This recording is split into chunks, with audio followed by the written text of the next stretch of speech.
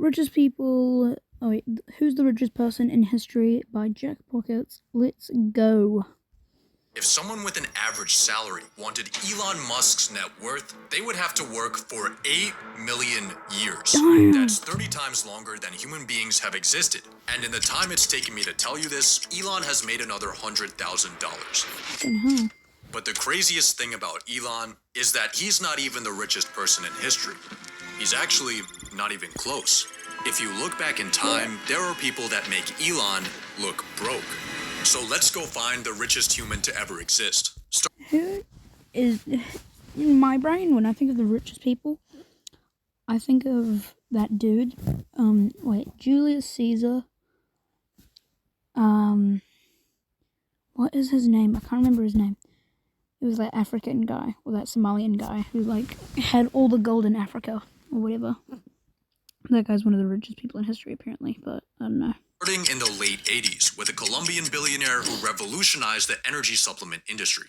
Pablo Escobar, he was raking in $420 million a week, but his net worth after inflation only reached $80 billion. So on paper, he's not even beating Elon. But unlike everyone else in this video, Pablo's wealth wasn't tied up in stocks or politics. He just had... I'm sorry, but it's low-key kind of funny that he's glazing Pablo Escobar, one of the most infamous criminals ever. That is crazy. Literal dollars. He was spending $1,000 a week on rubber bands just to hold them together, and damage to them cost him $2 billion a year. So Pablo wasn't the richest person in history overall, but if we're talking actual cash, he probably was. But let's go back in time to see a very different kind of wealth. The year is 1945. World War II just ended, and in America, millions of soldiers are coming home. They'll return to a blue-collar economy, where families can be supported on a single... Yeah, in America, after World War II, they were doing pretty okay, because winning a war is a big deal for places. Losing a war, you're cooked. Being a part of the bad side, you're cooked. Because then they'll take stuff from you. So all the winners of the war will be successful, and then it doesn't even matter if you participated, your country is just cooked. So Russia and Germany and Japan, they were all cooked after World War 1 and 2. Not Japan after 1, but you know what I mean. Anyways, people that whole thing, despite all of that, they still somehow managed to become the strongest countries ever once again, even after the losing to the war, which is pretty impressive. Income. The American dream is alive and well. How's everyone else doing? Oh my gosh, he literally just said what I was saying. Oh my god. It's not a pre-watch, I swear. It's in these ruins where we'll find one of the richest men to ever live. Joseph Stalin, the communist ruler of the Soviet Union, was uninterested in money. He had practically no personal possessions outside of his pipes, books, and plain military tunic. He did live much better than his citizens, having access to things like food, but he wasn't basking in luxury. His pay stubs show... That's the thing too. Dictators, instead of choosing to help their countries and make themselves look better, they choose to not feed their own country and pretty much not think of their own country. They think of their own country, of course, but they're more driven by scaring their country than actually making their country whoa, go team. Their country will literally be afraid to do something, and that's success to them. Oh, everyone's afraid of us, that's cool. We've succeeded, like that. But no, what you really want to happen is just everyone in your country to love you. You'd be like the guy everyone goes, oh yeah, I want to elect him again. Not, Jesus Christ, I don't want that guy. Get rid of him. Making today's equivalent of $30K a month, but according to his son, he just let the checks pile up on his desk, and he probably didn't even have a savings account. The reason Stalin is considered one of the richest men in history, despite technically having no money, is because he didn't need money. He already owned the entire state. Doing anything that questioned his power, even something like telling a private joke, would get you gulagged or executed. Stalin had so much control. Oh my gosh, gulag, like from fucking Call of Duty, bro. It's literally the gulag. They had to fight to live to get back in the game. That's literally from fucking COD. Oh my gosh. that after he had a fatal stroke, no one called a doctor for 12 hours because everyone was too scared of Stalin waking up and punishing them for acting without official orders. So despite being broke on paper, Stalin had complete control over an economy that would today be worth $10 trillion. See, in order to find the richest person in history, we need to think bigger than just money. Every person in this video will represent a different time period and a different form of wealth, whether it be political power or cash or company equity. And in the end, only one will be determined as the richest person in history. So let's move on to our next contender. In 1909, Adolf Hitler was homeless. He had moved to Vienna to pursue his dream of becoming an artist, but things weren't really working out. He got rejected from art school and found himself selling small paintings and postcards just to get by and sleeping in hostels. Then, after fighting in the First World War and beginning his political involvement, he attempted to forcefully. Things weren't really working out. He got rejected from fucking hell. Wait, no, not that one. It's art school and found himself selling small paintings and postcards just to get by and sleeping in hostels. Then, after Jesus Christ, that's Hitler. Ugh. Why does he look like that? Why does he look so funny looking? That's so weird. I don't know, man. Something not right about that. In the First World War and beginning his political involvement, he attempted to forcefully overthrow the government, which got him locked up for 9 months. Hopefully he'll use these 9 months to Mein Kampf. Wait, upon beginning his political involvement, he attempted to forcefully overthrow the government, which got him locked up for 9 months. Hopefully he'll use these 9 months to Mein Kampf. Okay. Upon release in 1925, the Racism Manifesto met with mediocre sales, but as Germany's situation declined, Mein Kampf's popularity grew. And when Hitler took power in 1933, the book was everywhere. It was also around this time when Hitler realized he had access to developer commands. He instructed the government to buy 6 million copies of his own book and hand them out to soldiers, government officials, and newlyweds. He then avoided a $2 million bill by making himself tax exempt. His next lick was copywriting his own image, which allowed him to collect royalties on every postage stamp sold in Nazi Germany. Then he copyrighted his speeches so he could collect money when— Oh my gosh, imagine in the fucking, like, in the 30s, you're like, oh my, yeah, like, in a different country, you're like, damn, Hitler's doing pretty well. He's, like, a good world leader. He's doing pretty good for his country. And, like, a couple years later. Goodness gracious, bro. I didn't see it coming. were printed in the news. These passive income streams made Hitler millions. By the end of his life, Mein Kampf had sold around 10 million copies, which actually isn't an insane amount. For reference, he was outsold 3-1 by Anne Frank, but Hitler did have one last side hustle. Between 1933 and 1945, it was estimated that he received over $5 billion in donations from his supporters, most of this coming from wealthy businessmen. Oh my god. Wait, is that Henry Ford? Henry Ford invested on Adolf Hitler? That is crazy.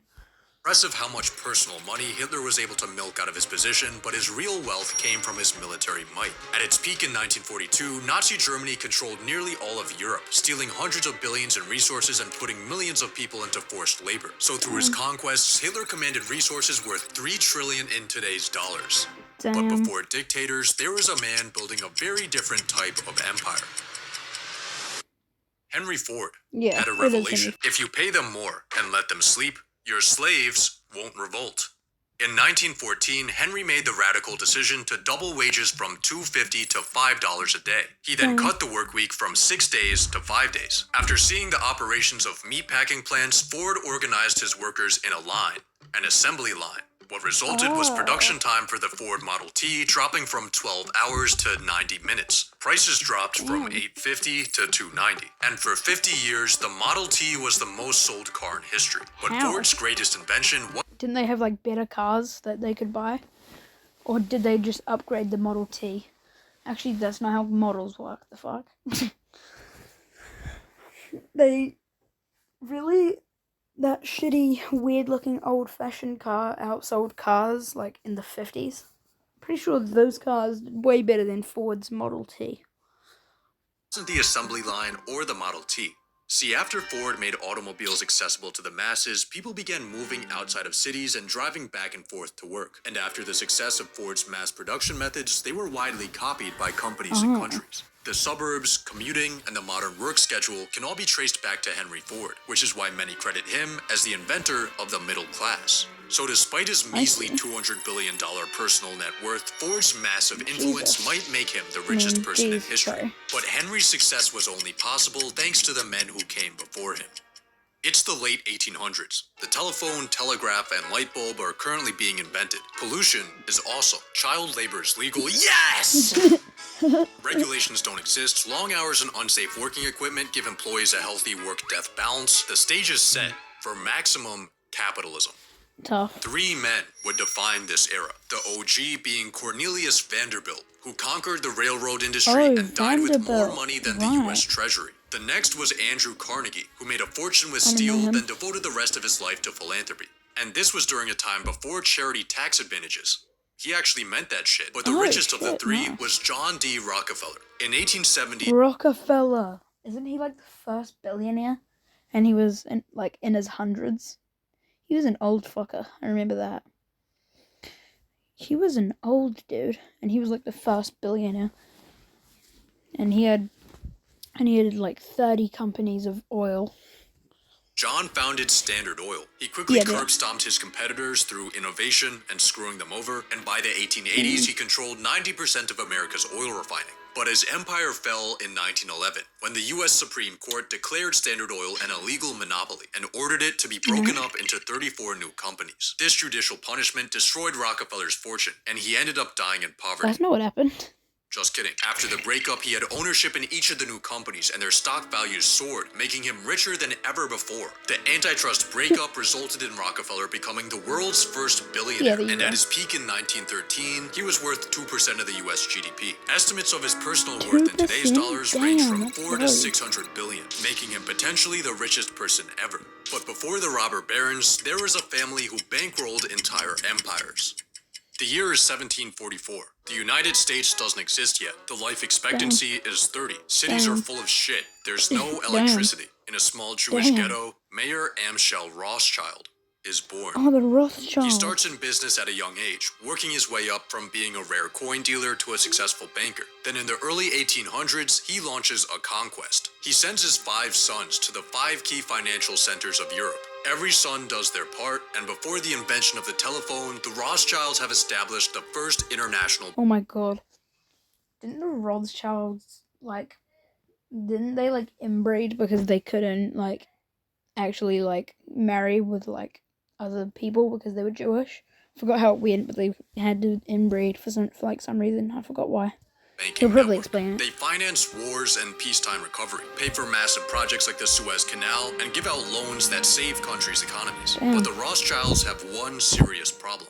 For centuries, Jews in Europe had been prohibited from owning land, blocked out of most industries, and at risk of property confiscation or exile. So in order to ensure their survival, the Rothschilds invested in stocks, bonds, and debts, rather than just tangible assets like gold or real estate that could have been taken or destroyed. Another method they used to ensure their wealth stayed within the family, the cousin technique. Oh my god. Through financial tactics and incest, assets like gold or real estate that could have been taken or destroyed. Another method they used to ensure their wealth stayed within the family, the cousin. What's that guy's name? That guy.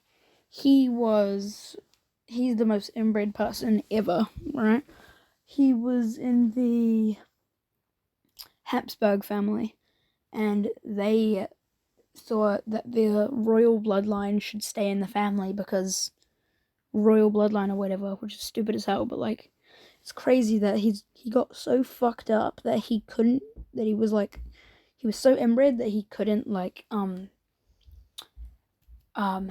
he couldn't reproduce, and he couldn't eat properly. His mouth was always open, his jaws fucked up, his skull had fluid in it. We should watch a video on him sometime, but not today because we're doing this video. Technique. Through financial tactics and incest, the Rothschilds managed to mostly avoid persecution, but the extent of their wealth today is widely debated. That dude. Oh my god. What the hell? Why is he so fucked up looking? Hello there, my name is Jacob Rothschild. My family is worth... Estimates have claimed the Rothschilds have a current net worth of $500 trillion. Probably not, bro. But the only Rothschild you'll find today on the Forbes rich list is Jeff Rothschild. He's worth $3.2 billion. He works at Facebook, and he is not related to the Rothschilds. The Rothschilds no longer have much centralized family wealth, but at their peak, their total worth would have been the largest single fortune in history. On an individual I've level, actually the richest seen ever edits of was... that dude where he's like hunched over like a rat, and people are just like playing creepy music, where it's just that weird photo of the Rothschild dude. Just because he's ugly and he's British or something. Nathan Rothschild. Funny. According to estimates, his peak net guy. worth today would be around $20 billion, but his power and connections would likely have been worth a lot more. To find our next contender for the richest person in history, let's go back to Europe in the 1500s. Christopher Columbus just got back from America. The church owns everything, and Jacob Fugger is born into a wealthy German family. Jacob After inheriting Fugger. the family... The name's Fugger. I'm the biggest Fugger in all of Ireland. Actually, I didn't actually read briefs from, but whatever. business, Fugger's Jacob just a starts expanding it funny from name. merchant trading to banking, and soon he's handing out massive loans to finance everything from art projects to wars and elections. In 1519, he spent the modern equivalent of hundreds of millions of dollars to get Emperor Charles V elected. But when Charles was slow to pay back his debts, Jacob sent him an angry letter reminding him of his place. It is well known and clear as day that your imperial majesty could not have claimed the Roman crown without my help. History repeats itself. Church officials ended up getting in so much debt to Fugger that they started selling heaven passes, called indulgences. This led to a protest, which led to a religious revolution. Fugger had more influence than kings, but he was also a nice guy. He made the first ever social housing complex, and to this day, 150 people still live in these apartments at the cost of $1 a year, as well as 3 required daily prayers for the Fugger family. At his peak, Jacob owned 2% of Europe's GDP, which would be around $400 billion today. But the richest person in history may have been further back in time. In 1324, a man went on a pilgrimage across Africa. His name was Mansa Musa, and he was the king of the Mali Empire. Mali had a lot of salt and a lot of gold. A lot of gold. So much gold that on Musa's pilgrimage, he covered himself, his 60,000 person entourage, and his hundreds of animals with thousands of pounds of gold. And then he handed out so much of that gold that it destabilized local economies. So he borrowed the gold back, which fixed the problem until he paid all the debts back at once and everything crashed again. After Musa's multi-billion-dollar road trip, he began showing up on maps decked out in gold, cementing his reputation in history as the original flexer. But estimating his net worth is borderline impossible, since all accounts of Musa's trek come from secondhand testimony. It's believed that Musa controlled about half of the world's gold supply, and the most common number I found for his total worth was 400 billion, but many numbers went much higher. So based on the amount of valuable resources under his control, Mansa Musa may be the richest person in history. But go back 100 years, and there was a man with a very different kind of wealth.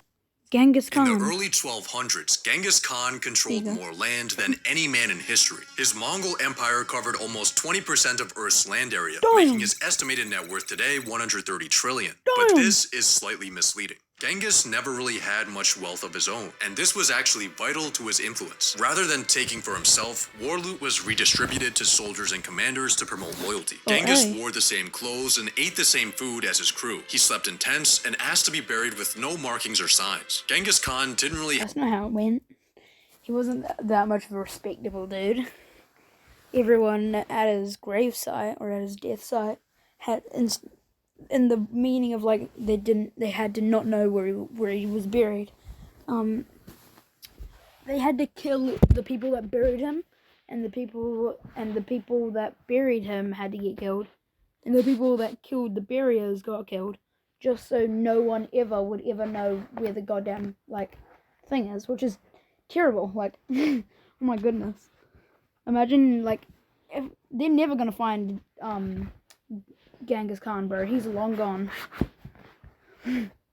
His ass is never getting found.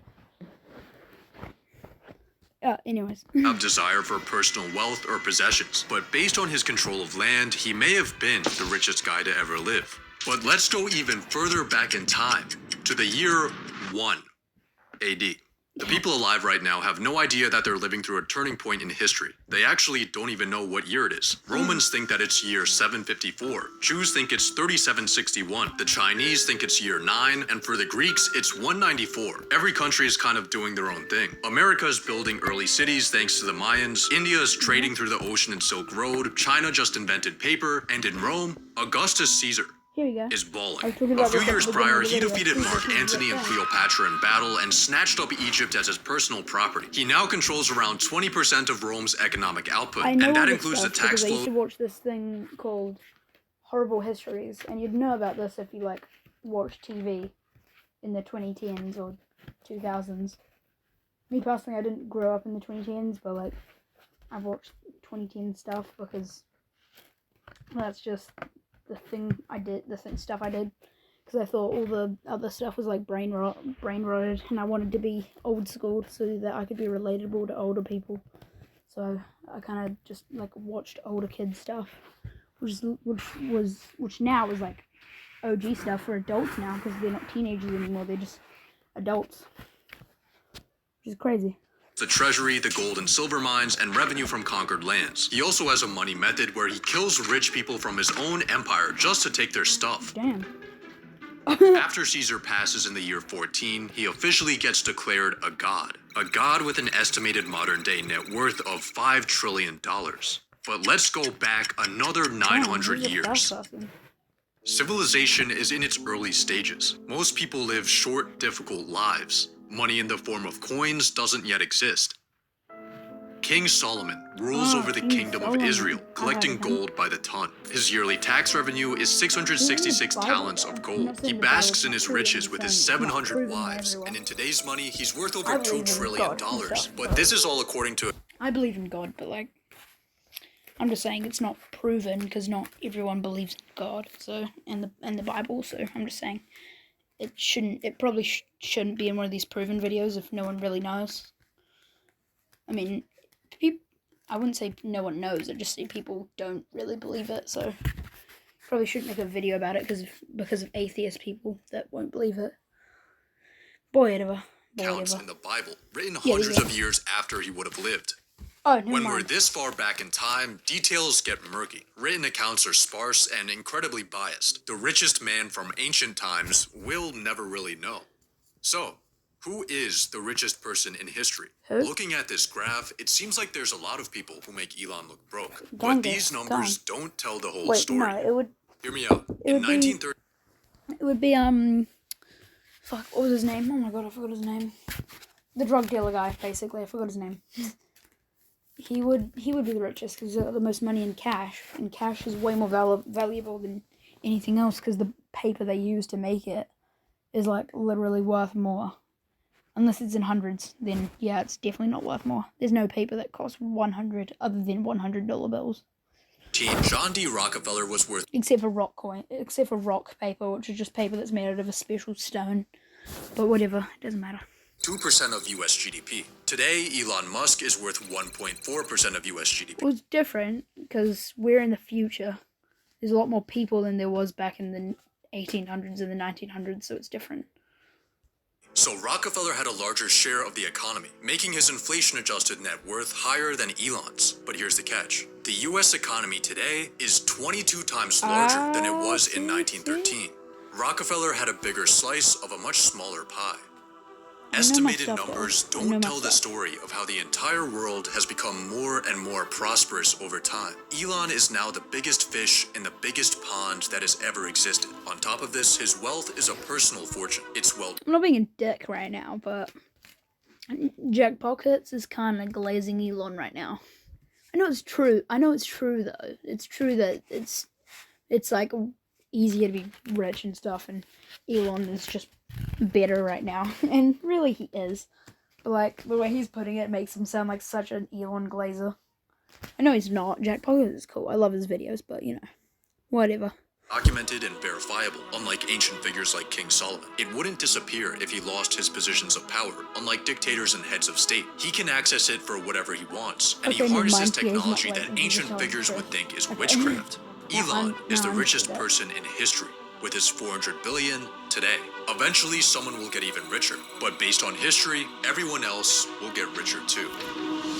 Damn. Vid by Jack Pockets, bro. I love this guy.